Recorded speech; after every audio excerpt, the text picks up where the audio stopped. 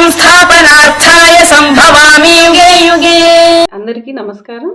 శ్రీ శ్రీ శ్రీ ఆచార్య ప్రబోధానంద యోగేశ్వరుల వారికి, జగద్గురువైన శ్రీకృష్ణ భగవంతునికి నమస్కరించుకుంటూ, భగవద్గీత భగవంతుడిచే గీయబడిన గీత ఈ శరీర హద్దు దాటి ఏ శ్లోకము భగవద్గీతలో చెప్పలేదు. ఈరోజు 22వ శ్లోకం గురించి తెలుసుకుందాం. సతయా శ్రద్ధయా యుక్త తస్యారాధనమీహతే లభతే చ తతః కామాన్ మయైవ హితాన్. ఈ శ్లోకం గురించి జీవాత్మ గురించి తెలియచేశారు.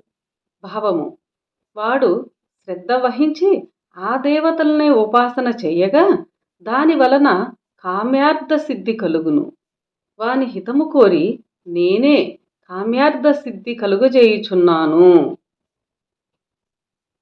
వివరము: ఎవని ఇష్టమునకు అనుగుణముగా వానికా శ్రద్ధయే పరమాత్మ కలుగజేయగా ఆ శ్రద్ధతోనే వాడు దేవతారాధనలు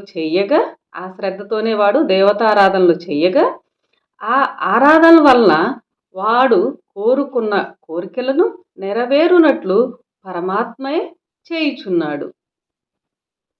వాని కర్మానుసారము లభ్యమగు ఫలితములనే కోరినవి లభించినట్లు వానికి అర్థమగులాగున చేయుచున్నాడు.